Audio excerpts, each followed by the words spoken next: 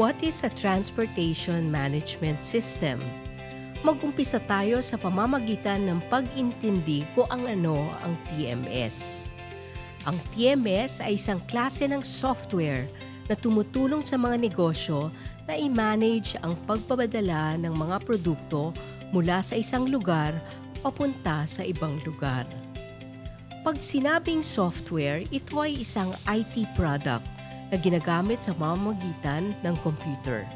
IT ay information technology, isang uri ng teknolohiya. Ang TMS ay ginagamit bilang tool sa pagplano at pag-operate ng transportation system ng negosyo.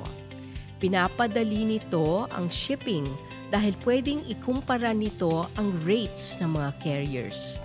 Kaya nito mag-book ng shipment at mag-track ng deliveries at lahat yan sa iisang platform. Bakit kailangan gamitin ng TMS?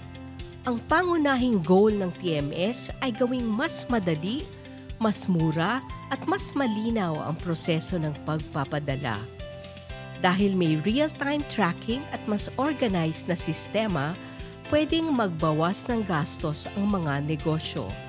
Masisigurado na on-time matatanggap ng customers ang kanilang orders. Sino naman ang gumagamit ng TMS? Karaniwan gumagamit ng TMS ang mga shippers at carriers, pero hindi lang sila.